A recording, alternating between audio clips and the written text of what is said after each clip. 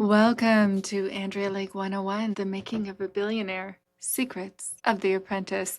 Okay, you guys, what happens when you get fired off of a reality TV show? Good question. Grab your wine, grab your popcorn, and I will bring all of the tea to Andrea Lake 101, The Making of a Billionaire, Secrets of the Apprentice, Ponderosa episode. What? That is what the holding area on both Survivor and Apprentice is called. Perhaps on other of Mark Burnett's shows too. I don't know. But on Survivor and Apprentice both, back in the day, like you guys remember, there was not a lot of reality TV back then. And these shows had huge budgets, millions and millions of dollars of budget. And it was a competition reality TV show with a cash prize, which means that they had to follow gaming laws. Now, I know that I've talked about this along the way, but here is what that means. That means that people could bet on who was going to win. Which means what? Which means what, you guys? Which means that people were gambling on this. How did they mitigate against that? Bachelor and Amazing Race and Apprentice and Survivor and all the early day reality shows in a number of different ways. So you really do grab your wine. You really do grab your popcorn. I really do have all the tea.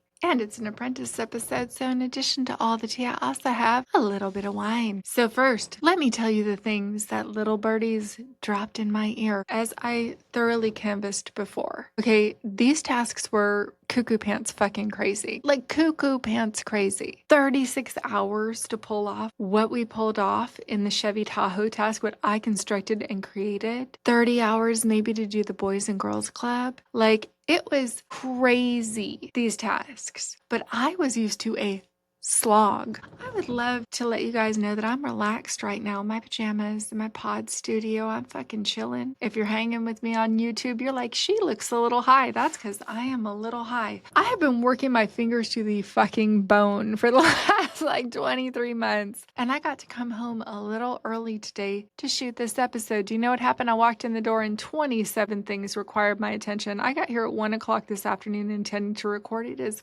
5 o'clock tonight. It is so crazy busy right now because we are hitting another multiple of scale right now. There is nothing but opportunity in front of us, which means mommy is busy all of the time. So it is now 5 o'clock, which is actually an appropriate time for me to have a glass of wine, where I get to finally sit down and record this episode. And I'm supposed to record 2 tonight, and I will not have time. I only can do 1 tonight. There is so much time and attention being demanded from me right now. How does that relate to the Ponderosa episode?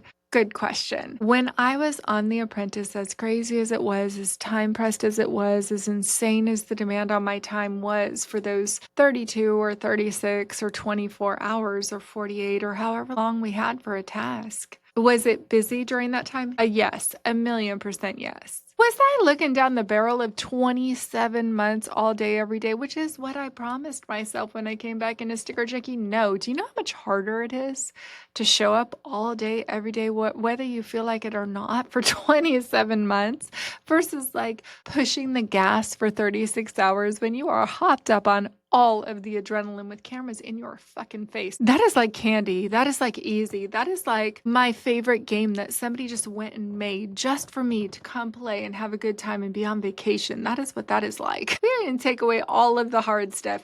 You do not have to fill out one really taxing form. You do not have to go sit ever for an inquiry with any government agency. You do not ever have to fill out tax forms. You just go play for 36 hours. You don't have to figure out the rules on everything. We already have figured them out. You don't have to figure out where you're going to get the money from. We already have the money for you to do this task. This was fun for me. And when I was in my businesses, I kind of was at a growth state like I'm at right now, where it is just, there are not enough hours in the day for me to do what I need to do. And because we're growing at such a clip, we're growing right now for the 2nd year in a row at above 480% profit. That is exhausting. So when anything else extra comes along, like I told you guys, we had a legal thing come up, that is still ongoing. And when I have to throw in 10 or 12 or 20 extra hours in a week into something I wasn't prepared or planning to spend 10 or 20 extra hours in a week on. I'm like, there are only so many hours in a week.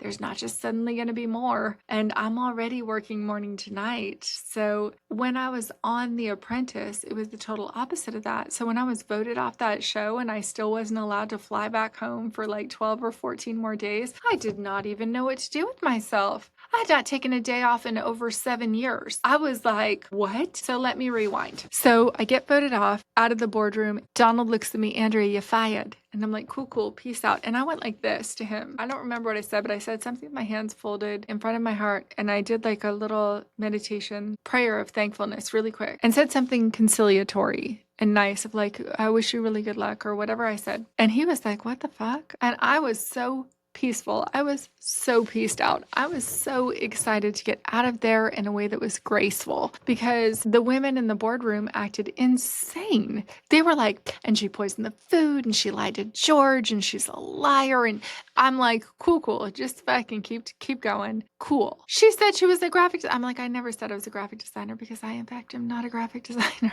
You even talking about it. I was like, cool. I am out of here right now. I do not like anyone here anyways. I just want to go sleep. I'm 1,000,000% tired. And I think that however they edit it, at least I won't look terrible and I gracefully get to get off of this show. And this has been more than enough for me. I was speaking with the producer when I came back onto the finale episode, which I'm going to cover next time, whose name I cannot, I think I know her name, but I don't want to get it wrong. So I will call her Leah. So I'm talking to this chick, Leah, and she goes, yeah, you just never should have got fired and this and that. And she was full of consternation almost because whatever, people on the show were really, really disgruntled and very unhappy if they had been fired. And I'm like, it's cool. It wouldn't even change my life if I got this job.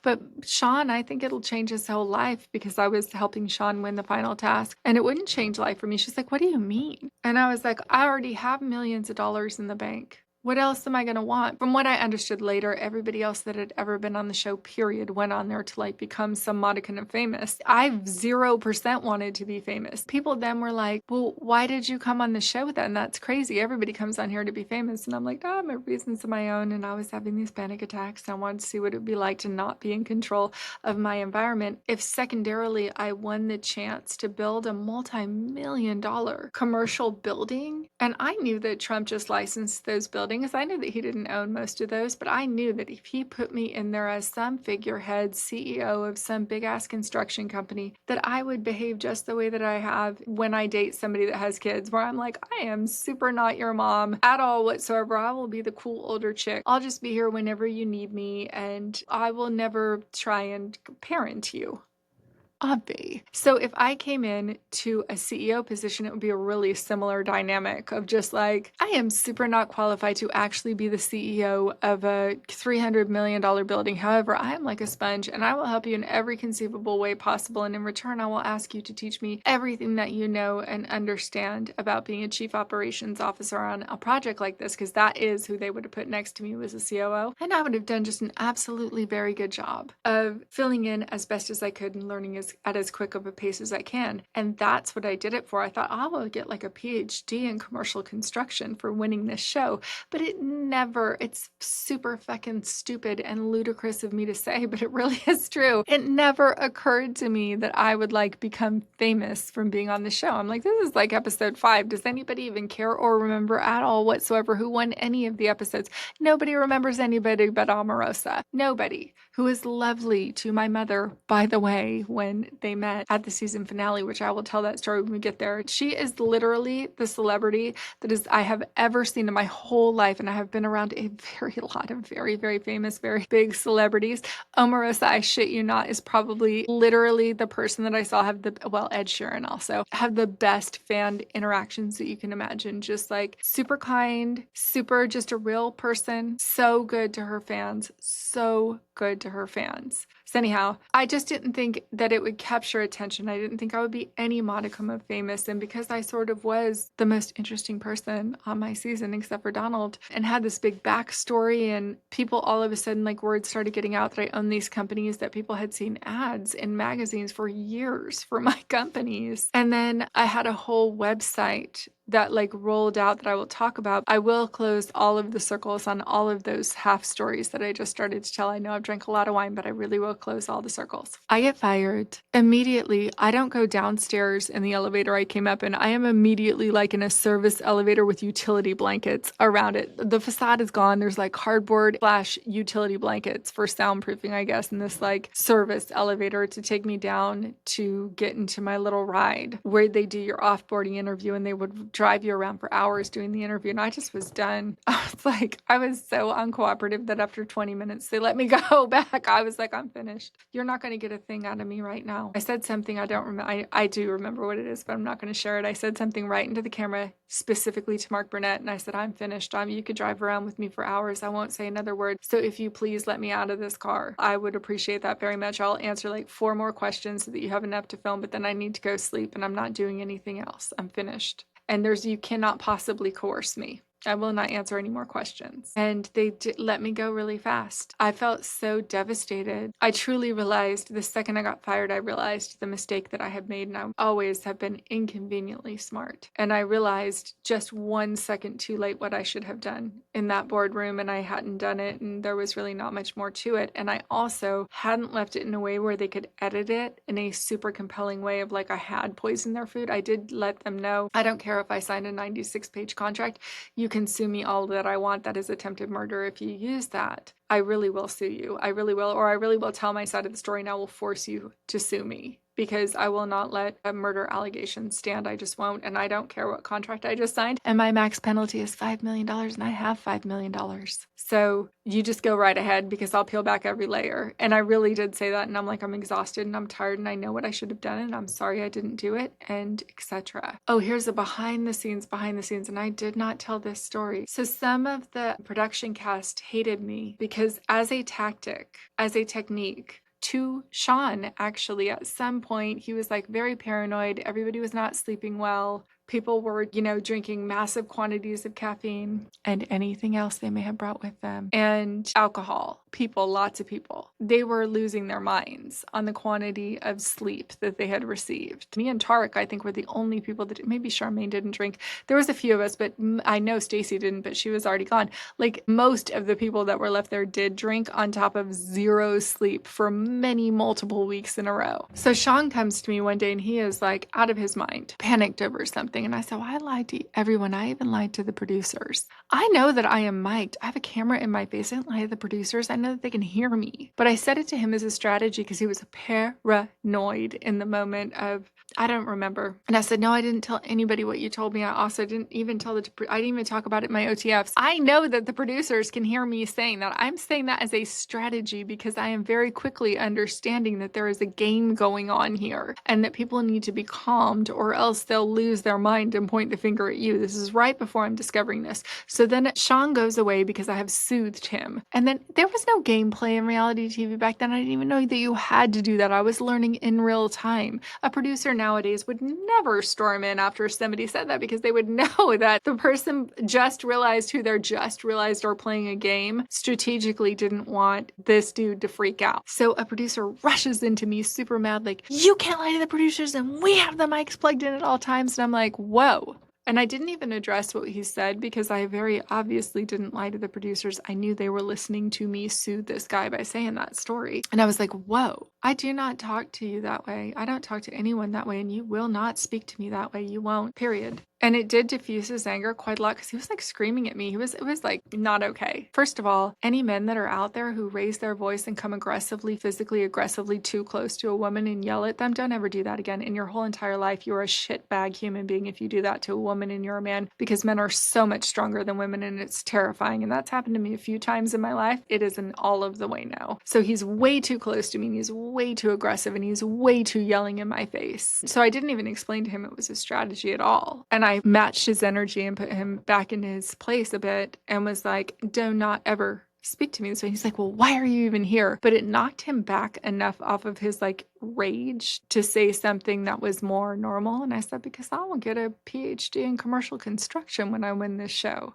He's like, well, you're just here to be famous and for airtime. And I'm like, I don't even own a television. I don't know what the fuck you're talking about. Because when you're filming a TV show in real time, like it doesn't seem extraordinary. It doesn't seem like it's going to come out on TV the way that it does. It doesn't seem like it's going to look fancy and polished. And it's just some dude standing there with a camera and another dude standing there with a boom mic. And you have this little tiny mic that's clipped onto your stuff, but it doesn't seem like it's going to look the way it actually looks. Once it has overgone like a story arc and editors that pull out the most compelling stuff from 18 different people who are being recorded, 18 hours a day for 3 days in a row to create one 40-minute episode, you can't conceive of how it's going to come out as you're filming all of the fucking mostly boring shit that happens during a day. So it didn't really occur to me what was going to happen when the show aired and I did become sort of overnight famous. I really only looked at it like, I'll just get this job managing like this Phoenix building that's going up. It's like this $200 or $300 million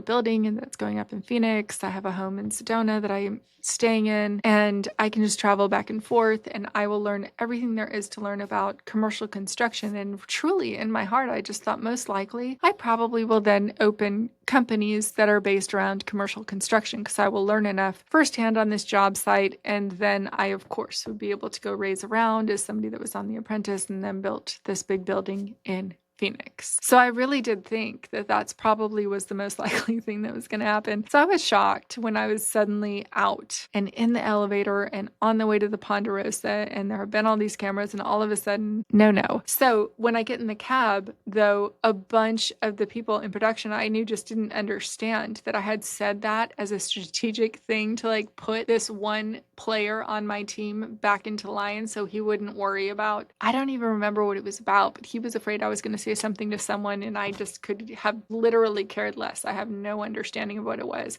And I told him I didn't tell anyone, whatever the fuck the secret was, and not even production. And production thought I was telling Sean the truth instead of that I was just being a strategic player, because at that point I realized it was a game. So a couple of them really didn't like me and I thought that's where I fucked up. I thought like the production staff maybe told Donald to get rid of me because some of them didn't like me. I've later found out that's really not what happened. He just was having a bad day and he called me the day that my finale episode aired, as I told you guys, and he really was like, just had no idea what had been going on. So I get over to the Ponderosa and it's all of these people who previously have been fired who you actually had a hand in some cases in getting fired. So in the lockdowns of 2020, in fact, one of my guilty pleasure shows was Survivor. I watched like all of the seasons of Survivor up until the 2020 season of Survivor when I was in the lockdowns. It was so compelling because I knew so much about the behind the scenes. And then NBC or Peacock or whatever it was released a behind the scenes of like what happens at the Ponderosa. And it was super fascinating because in Survivor, the way that the Ponderosa works is like all of those people are going to tribal council every week and then they go back and for the next 2 or 3 days that the candidates are still there competing in like Survivor tasks and challenges and stuff, they're just only talking about who do they like the best, what did everybody do, how was somebody wronged, was that okay, was it gameplay, and then it's entirely dependent on the people's personalities, like who wins the prize. It was wild. So in our Ponderosa, it was like quite different because we didn't have any additional input into the game once we were out except for that. There is a time when like we do know they're going to choose who's going to be on the final task. Watching the early days, Andrea Lake 101, The Making of a Billionaire, Secrets of the Apprentice podcast,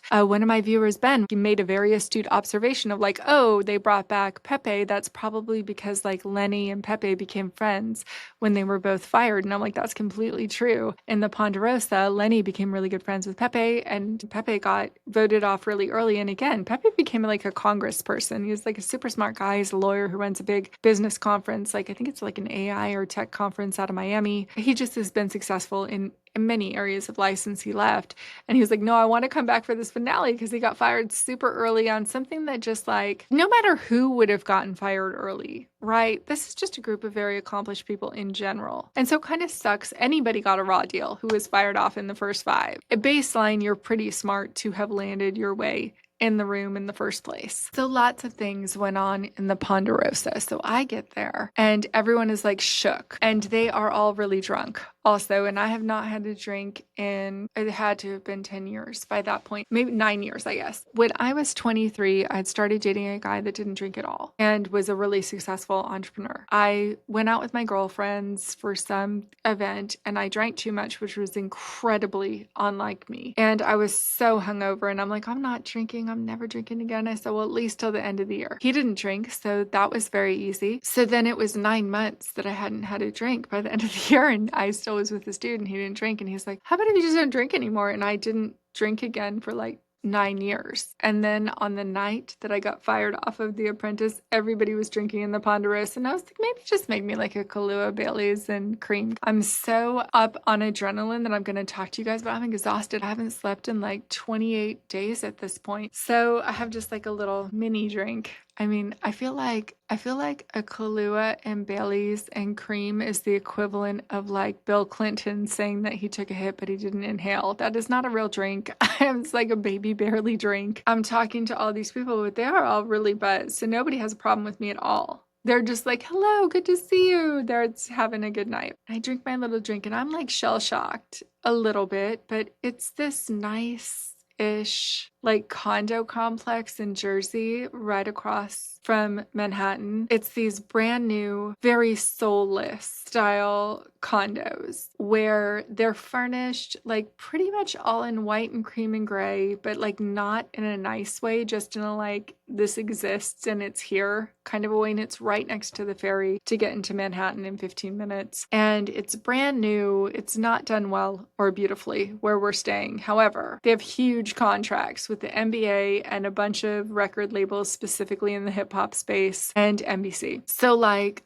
we're in these weird condo things that feel kind of like they could be the start of a bad horror movie now, but they were brand new at the time and just weird. And it was in one of those complexes, and these were new back then. This is incredibly common now. It's incredibly well done now. This was neither common nor well done back then. It was like a row of shops at the base of these condos. So there was like a fucking Panera Bread, a bunch of like weird boutique clothing stores that were selling really expensive clothes for the time of like, you know, Bad Religion jeans were maybe $120 and they weren't that common yet. That kind of a little non-chain boutique, like a couple other food places and a coffee place and whatever. That was the Ponderosa. And then there was a centralized game room that was specifically rented out by Mark Burnett Productions. So there was like a game room for the whole hotel that I think we were really not supposed to go in, but of course we did because the production crew didn't really care anymore because it was like the secondary crew that ended up at the Ponderosa. So here is a behind the scenes of the way that reality TV worked back then. It's still the more expensive shows I think still work this way. On a competition reality show like America's Next Top Model or Apprentice or Survivor or Amazing Race or Bachelor or Bachelorette or whatever, there's a bunch of assistant producers. And the assistant producers have their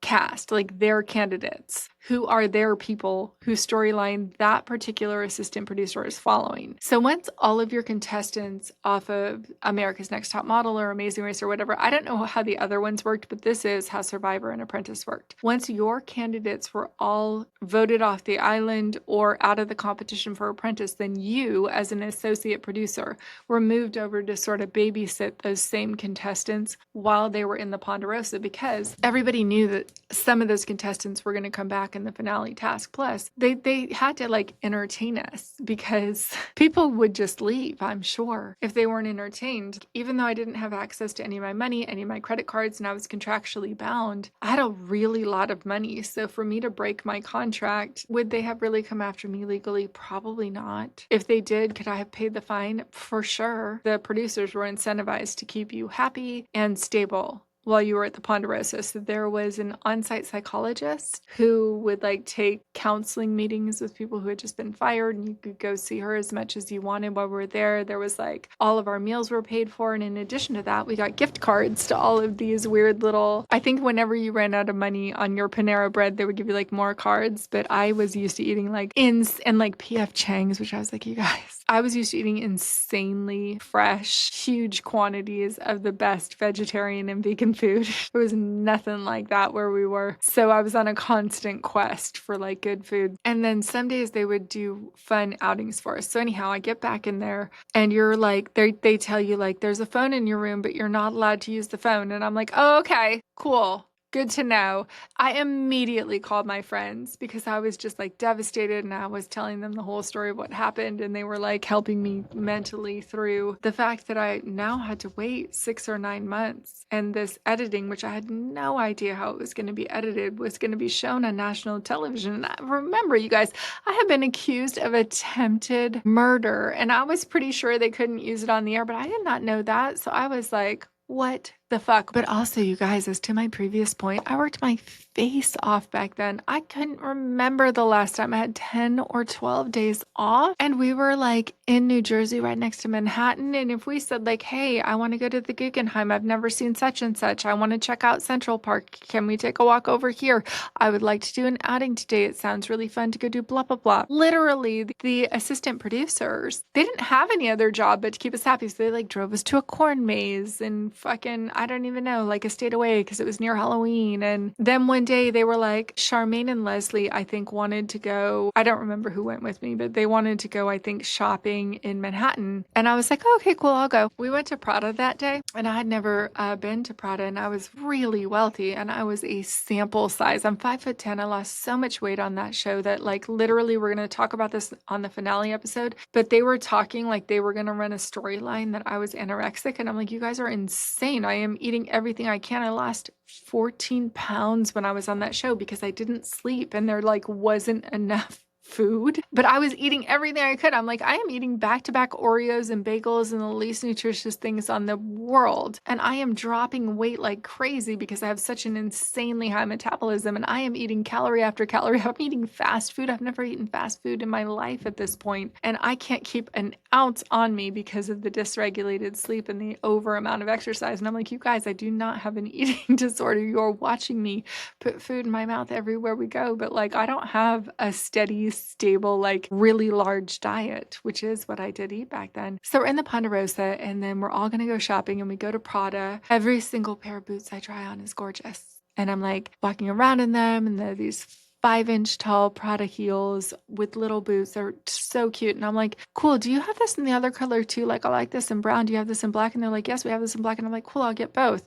And they're like $1,000 each. And I'm like, cool, cool. Then she's showing me these coats and I'm like, oh my God, this is gorgeous. And I didn't even look at the price. And she goes to check it out. It's this beautiful Prada coat. It was $3,300. I was super wealthy. It didn't even occur to me to look at the price because I never had to look at the price. I wasn't used to shopping like this, but I also was super wealthy.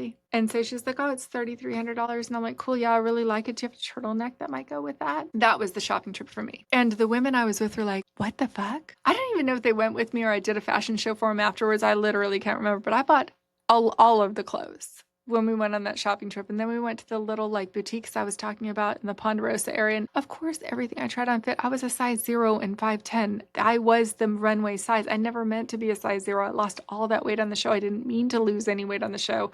I was desperately I was eating a fucking Panera and PF Chang's and like trying to put weight back on it. And I couldn't because I also really liked hot yoga and was working out a lot in the gym. Saw Ice-T in the gym at the Ponderosa. I did. And a bunch of NBA players who I didn't know who they were and NFL players so I didn't know who they were because they had condos in the same little Ponderosa condo place in New Jersey. I was showing them all of the new clothes that night. Charmaine was like, Andrea, how rich are you? And I thought they were all rich. I really did. And I was like, I don't know. It's pretty rich. Like, I don't know. Then she proceeded to like tell everyone in the Ponderosa all the shit I bought that day, which is probably, I don't even know, like $7,000 or $8,000 worth of stuff, which to me, honest to God, just wasn't that much money. I also have been really isolated. And I truly thought kind of for the first time that I was around a lot of people that were like very, very wealthy because I had just barely joined YPO and hadn't really started going yet. So all of my friends were just people that I knew from like yoga class or like maybe they were an entrepreneur too, but probably they had like a little one-off restaurant. They didn't have a big multi-million-dollar distribution company like I did because I had moved to Santa Fe, New Mexico. And so the entrepreneurs I knew that were super happy with their lives, they were doing what they did, but they weren't making the same amount of dollars that I was because all my companies now are selling nationally on the internet or nationally into chain stores and like it wouldn't have meant anything to the people that I knew in Santa Fe that like I owned the sales rights on Minecraft or on Blizzard Gaming when I was there. But actually, it wasn't Minecraft yet. It wasn't Minecraft until like 2009, I think. But all of Blizzard Gaming, like nobody else in Santa Fe would have known what that meant either. And so they didn't get it that I was making all of the dollars. And so when I went to The Apprentice, I really still did think that the fellow contestants had like millions of dollars in the bank too. Spoiler alert, that was not the case. And so as I'm like showing them all of these things, I can see this like, what the fuck? How do you have so much money? And then I kind of explain my businesses to them and they're like, what? So then in the Ponderosa, the way that I spent my time was I was like, you guys, this reality show is coming out on national television in like 6 weeks at the soonest, 6 months at the latest. Turns out it was 9 months. There were delays for a period of time. We didn't know if it was going to come out at all because we thought the show might have been getting canceled even though it was already filmed. I don't remember why I thought that, but that was it. That was a thought that I heard because it was so delayed from when we shot until when it went on the air. And I was communicating with my brother who built my sort of Flash website. It was like the newest thing that could be done. He was rebuilding the Sticker Junkie website as well as the AndreaLake.com website back then to be legitimately like the coolest thing on the internet that comes up in the season finale. It was so fucking ahead of its time. It looked so cool, my website. And I did all these like different reviews of my favorite restaurants, my favorite travel spots. It was like a very early days influencer thing, except for it was artistically like fucking stunningly gorgeous. And it had these little like GIFs, which by the fucking way was like a new thing that looked like there were mini videos on your page of like me off-roading in my G-Wagon and just different cool shit. Like it looked so sick. And our website looked so cool in 2006. And when this show was coming out and I was working on that diligently while I was in the Ponderosa, and then I started talking to all these people, I'm like, you guys need to figure out a way right fucking now to monetize this because you are about to be famous. You are about to be super famous right fucking now in like 2, 3, 4, 6 months. So if you want a website to be up in 3 or 4 months with something that you can sell on it, you need to start it right now. And I didn't care if I liked them or not. I didn't care if I hadn't gotten along with them. I offered that to everybody that was there because I'm like, I can't believe in the same way that like when I got the stalker and I was able to handle it because I had a lot of money, I had this opportunity of being in front of a national audience. And guess what happened when I insisted that my title be sticker company owner? I got millions of dollars in sales, $4 million in extra sales at least. I don't remember the exact numbers, but it was so much. It was millions and millions of dollars. And back then we didn't have all of the custom, every single kind of sticker you could possibly have. All that we had was like 8.5 by 1.5 inch bumper stickers or 8.5 by 3 inch bumper stickers that you could put in like 80 or 90 different fonts with like 100 different graphics. There wasn't even an area to upload your own artwork in the site yet. And we still went from like 2 million in revenue to 6 million in revenue that year. It was bonkers. It was cuckoo pants crazy. If we had been set up and had a full on website, I could have signed on everyone, all of the colleges, all of the Fortune 500s, etc. back in 2006. But I didn't. Why didn't I? Because I had the sales rights on Blizzard Gaming. So I was getting crack money, mailbox money in the mail every month from like World of Warcraft and then lesser than Diablo and StarCraft and all of the Assassin's Creed and Call of Duty, all of the different video games that were popular back then. And so I just didn't really put a lot of effort into Sticker Junkies. I'm also banging away on my personal website because I know I'm going to release a course on like how to start a t-shirt company and how to do this and how to do that. There's a reason that I didn't start those courses until much later. But I am just basically planning what am I going to do as the show does come out on the air? How am I going to monetize this? How am I going to capture this? Because there was no social media for me to capture the attention with. So it truly is lucky that I ended up increasing my revenue in the companies that I had in the way that I did. And man, had I done that show 5 years later, 7 years later, I would have been beyond set for life because the way that you can monetize now when you get an audience is cuckoo pants crazy. Most people think like, oh, it's been saturated way back, which is true. So it's harder to monetize now than it used to be, which is true. But if you know how to do it right, it is no longer true. It is no longer true. So when you are a serial season, like entrepreneur that goes into this situation. I sat down with every single person on my season and told them what I would do if I was in their position to monetize this. That's the way that I spent my time in the Ponderosa. But basically what the Ponderosa is, it's just a time where there are no obligations out of you. The days are long. The production company takes care of your every need. They set up a dinner to go out to dinner at night if you want. If you don't want to go with everybody else, you have gift cards where you can shop anywhere. And it's kind of your like recollecting yourself time. And we did have access to a psychologist the whole time, as I mentioned, but I was not there for very long. I think I was only there for like 4 or 5 days, and then I went back to the season finale. But when I tell you, right when I got off and I had that one little drink and I talked to everybody, and I was very happy that nobody was particularly angry with me at that point. And I really did just intend, even people who came in and hated me, I was like, you only have one shot at this. You're going to have this much fame, and if you monetize it, it's going to go well for you, and you need to get a website built right now. Like, this is how you buy a domain name,